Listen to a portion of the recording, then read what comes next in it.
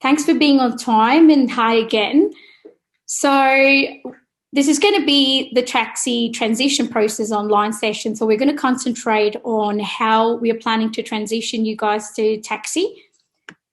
Before I go ahead, let me just introduce myself. My name is Ash. I'm a product specialist, and I'm here with my amazing colleague, Alistair and Mary. Alistair is the business innovation manager, and you all know Mary.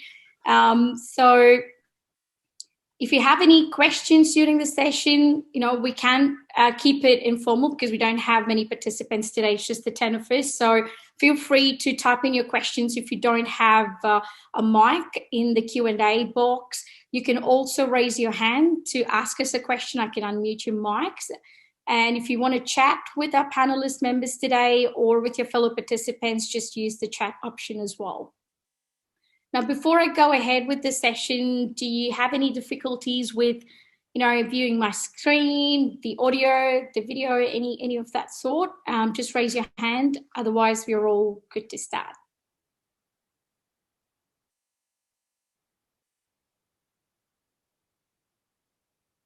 Great. I can see that, there are more people joining us. All right, I'm going to start. All right. I'm sure you already know what taxi is. However, I'm going to briefly introduce the topic and then go into the transition details. So TCSI stands for Tertiary Collection of Student Information, pronounced as taxi. It's a joint project from the Department of Education and the Department of Human Services to transform how student information is collected.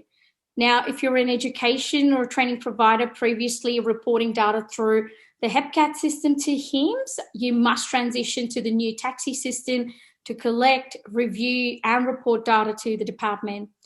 The taxi solution has replaced HEPCAT for all education providers. It is a mandatory requirement for any training provider reporting on VET student loan, higher education help, or PIR. So once connected, the taxi process will automatically sync your VSL and HE data to taxi via the API. We've also allowed manual sync options and tools to help you monitor the sync process, which obviously I'll explain a little more in detail further during this presentation. So let's take a look at the progress we have made from our last virtual discovery session. As you're already aware, we introduced a number of new fields and modified some existing fields ready for taxi data collection last year. We also communicated to you about the Proda app, which is used to connect to taxi. We've successfully built the taxi integration and tested the same now. So at this point in time, we're all ready to help you transition to taxi. Now, before I go into the details, let's look at how the integration works. So once you've connected, the taxi process automatically syncs your VSL and HE data to taxi. The sync process occurs nightly and detects any changes that occurred during the past 24 hours in the application. Now, the taxi data sync process has a lot of data validation checks. So records that fail to sync due to validation errors will be skipped and the validation error will be logged. You'll then be able to resolve such data errors and sync again. There are also 2 manual data sync options for taxi. You can sync a specific learner record, including taxi enrollment. This option is available in the learner profile page on the top right actions menu. This is useful when you have just made a change to a specific learner or their enrollment and would like the change synced immediately. Taxi data will only sync where a learner has at least one valid taxi unit of study with a census date after 1st of the 1st, 2020. If the learner and enrollments are older than this, the records will not sync. The change will need to be manually completed within taxi. You can also resync any records changed within a desired date period, and this option is available in the Settings Connected Apps, the Proda page. This is useful when the taxi integration has been disconnected for a period of time or there's been a lot of changes made within the day and you would like to sync the results without waiting for the overnight sync. This will only sync records that have changed during the specified date range on that page. So I've just included some screenshots of how this would look like for you. So obviously the overnight sync happens, but as I said, you can specify a date range within the settings connected apps Proda page if you want to sync records that have been changed, or if you want to just sync one learner and their enrollments, it's just under the learner actions tab at the very top, and it's just called sync to taxi. Now let's see what you need to do. So in preparation for taxi, you need to ensure you're collecting the correct data. The sync process will detect any data issues as mentioned before, and the issues will be raised in the event alerts feature, which is being released along with taxi. This will outline the issues that prevented the record from syncing. You'll also have the time to resolve the data issue and let the data resync. So I've just put in a mock-up here that Al shared with me before. So this is how the event alerts page will look like for you. It's just under the reports event alerts tab. So you can see what is the issue. You can acknowledge, go back, change the data, and allow it to resync. Now, we've also, you might have already seen this page because I introduced this, during our virtual discovery sessions last year. So we have this file guidelines article, which has all the list of new taxi fields in there. If you go into the notes column, we have put in a note to show whether it's a new field or an old field that was reported to HEPCAT. So just ensure all these details are captured. We also have a new report in the system 0948, which you can run at any point in time to see if there are any issues, if you're missing any gaps in the data, if you're missing any fields, you can go back and rectify these before we start the taxi process. For people who have not yet connected to Proda, now is the time. You have to go to the settings, connected apps, Proda page and connect. Again, we have detailed instructions in our article. So if you go into that connected app page against the Proda, you'll see setup instructions. Click on the button, which will take you into our Learn resources. Sorry, Ash, I'll just jump in there too. So the other important thing to note with the whole Proda connected app process is that the device is only valid for 6 months. It's just a security thing with Proda.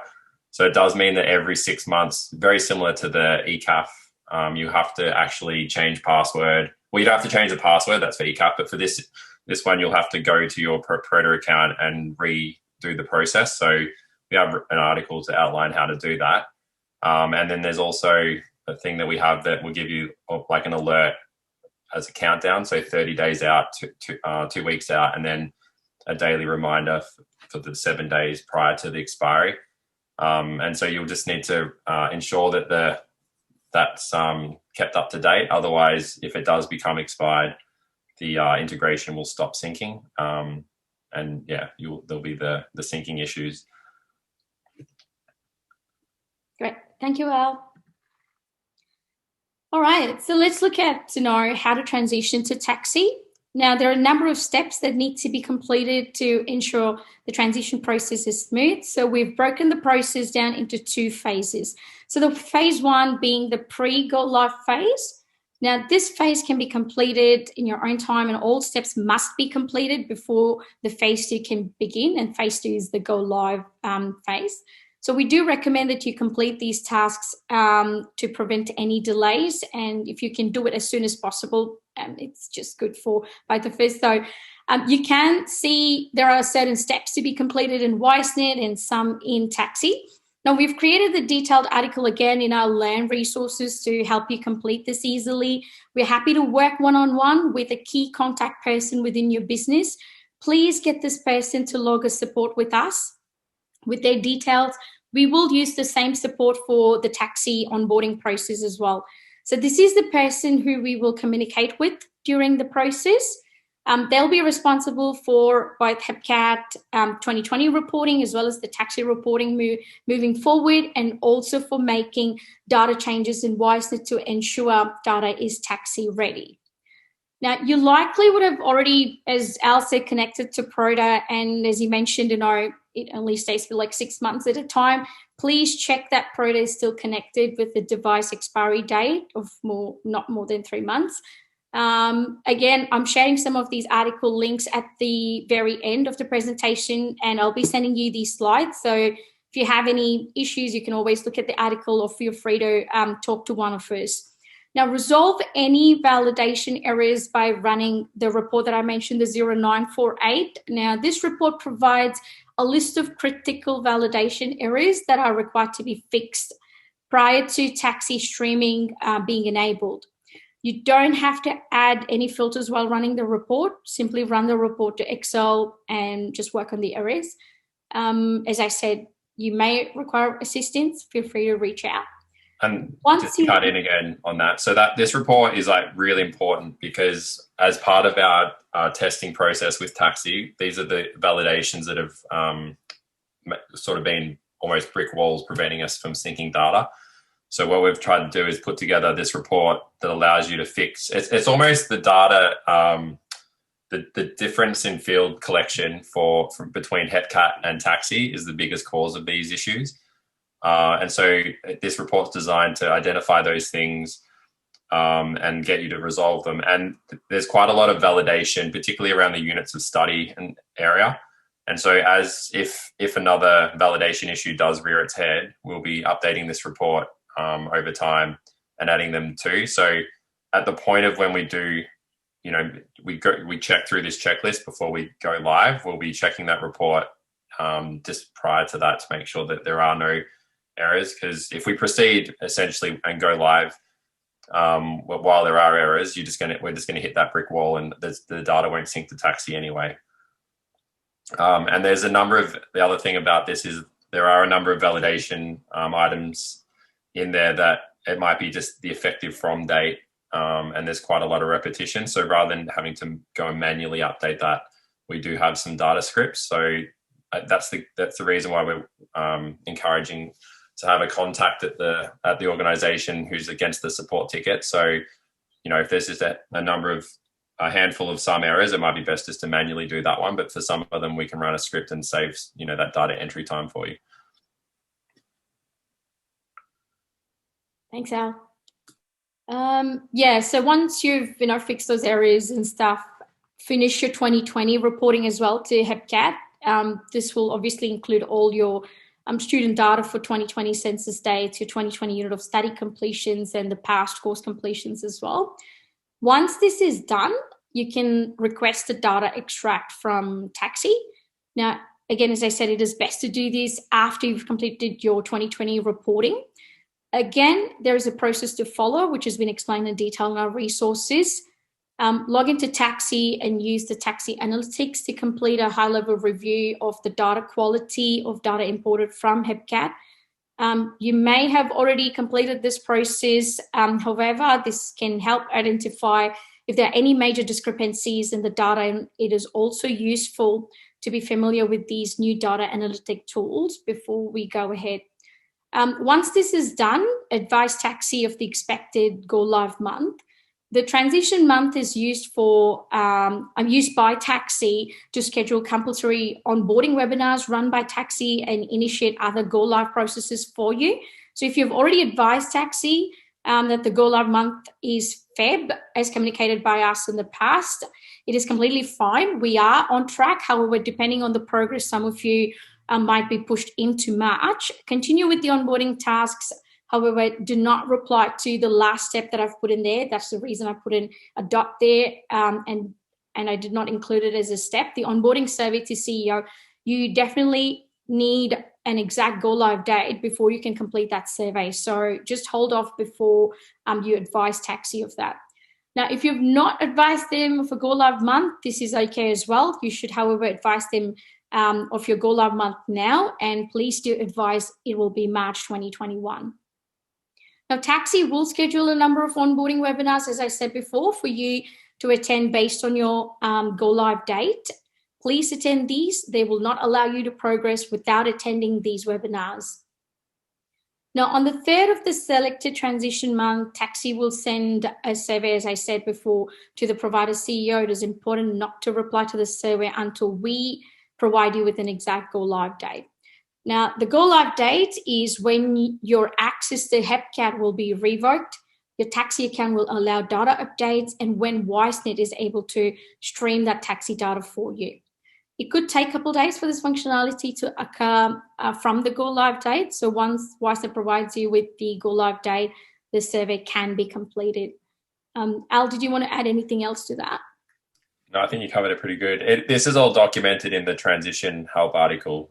It is a bit wordy, but it is critical and I think it's quite obvious too in the article, but instead of being a step number, it just says stop. So, and there's, references on the emails and the templating and all that need to get sent to taxi to do what you need to do. So, yeah. Cool. Thank you. All right, the phase 2 is very easy. It's the go live stage. So once your taxi account is enabled for go live, Wisenet will be able to initiate the data streaming for you. This means that Wisenet will conduct an initial sync of data change from the 1st of 1st, 2021. So each night, an automated taxi sync process will occur that processes any taxi data changes. Note the data sync process can cost a number of data validations, as I mentioned before. Again, we do have articles with validation errors and explaining how to fix. Write to us if it doesn't make sense to you and if it's difficult to read. We're here to help. But over time, the validation issues should become less and you should be able to fix them on your own. And once you finally resolve the error and the required data changes have been made on Wisenet, you can either wait for the next nightly schedule to occur or manually trigger a sync, as I showed you before, from within the learner or the connected app page. So I've put in a screenshot again of how the validation error article looks like. So we have a separate article called Taxi Validations, which has the error number, the explanation on how it occurs, where it occurs, what file, and how to fix it. So this should be helpful for you. So I'll just jump in there. So I guess a lot of this stuff is everything that we're presenting is from our experience to date with Taxi. But yeah, we had yet to onboard a live customer and we'll be doing so soon. So, that's like everything. The first time you do something, you learn a lot and it's going to probably take the most amount of effort and new validation issues might occur. But as we go, each customer will learn different things and we'll update whatever we need to update to improve that. So it could be something in the sync logic that needs to be tweaked. This whole new service is designed that allows us to very quickly make a change and deploy it. It's not like, and we can deploy during business hours, just like everything else that we've been working on over the past few years to ensure that we can deploy things without outages. And so all of these things means that we can adapt quite quickly to changes. And as we learn different things, if we can improve the data quality for the next customers that are being onboarded and prevent that issue from cropping up altogether. So the first few customers that we work with that we've already elected who they are in terms of being the beta transitioners. That's probably going to be the most amount of fun and unknowns. But yeah, it means that for the rest of the customers, it'll be an easier process. Awesome. Thanks, Al. As I mentioned earlier, these are the important resource links. Again, I'll share the slides as well as the presentation today in an email, probably tomorrow, once everything's ready. But I'm going to stress on the Proto device again. Again, it's only connected for 6 months at a time. We do have an article, as Al mentioned before, called Refresh an Expiring Proto Device, which will help you with, just in case it's already expired, it'll show you how to refresh it and, put in an expiry date in the future and all that. So at this point in time, that's kind of the end of the presentation. So we're here to answer any questions. Feel free to, as I said, type your questions into the Q&A box or raise your hand or just put it into a chat, if you don't see the Q&A option on your screen. Yeah, and just in closing, I do think it is as per the phases. You can tell that it's very important that that those pre-go live checklist items are completed as soon as possible. because, if they can be completed by, the first week of February, or some people might have already completed them and they've only got the new report that we've just introduced to be done.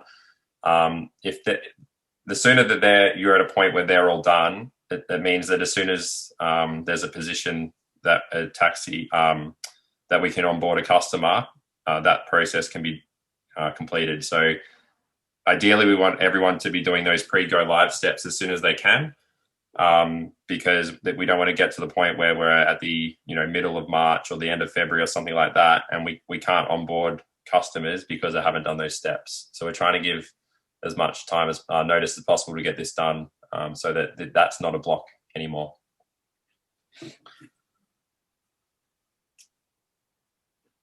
Looks like we have a question there.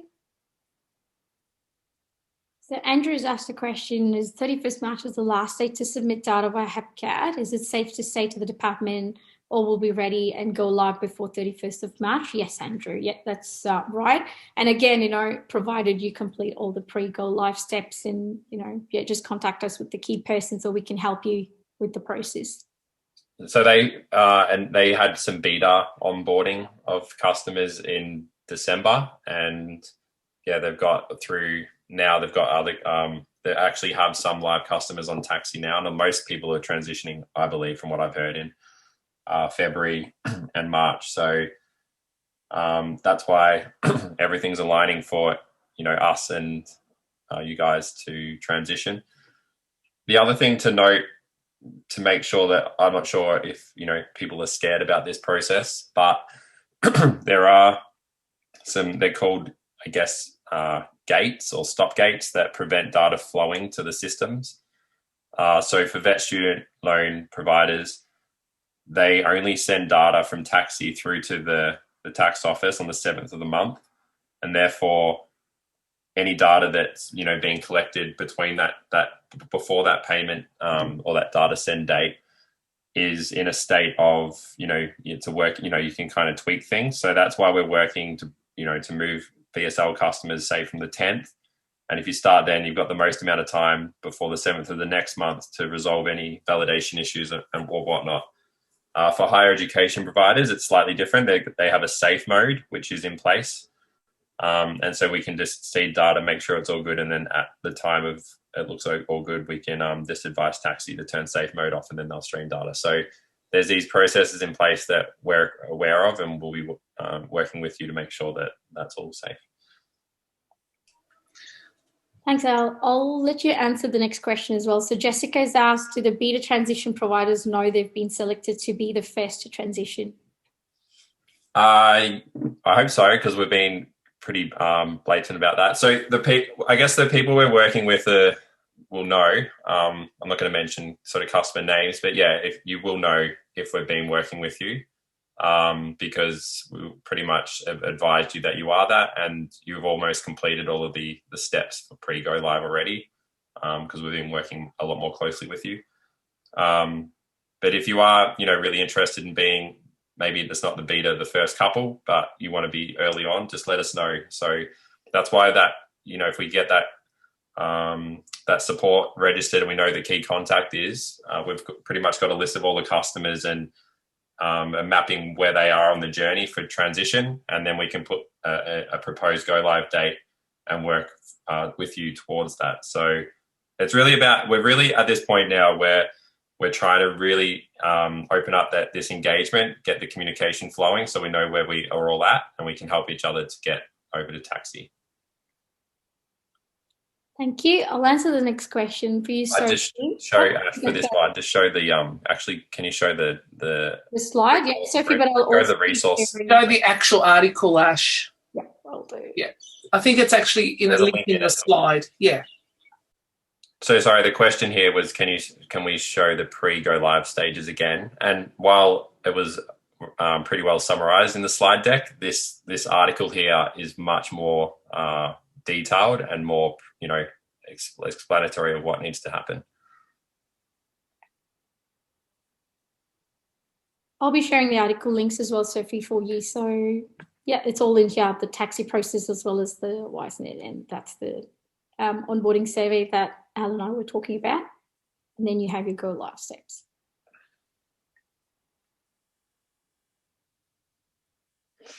I actually forgot to mention this bit for the higher education providers. I don't think many of you are here, but you already know that we don't report campus data, so that has to be done manually in Taxi. So the course on campus data will have to be entered into Taxi directly. So just going to go back to the presentation. So you can give us a call on the 1300 number. So it's 1300 365 384. And to log a ticket with the key contact person so we can start the process with them. And yeah, just a slide on the entire team here. So feel free to contact us if you need any help. Thank you very much. Thanks, everyone. Well, thanks, Mary.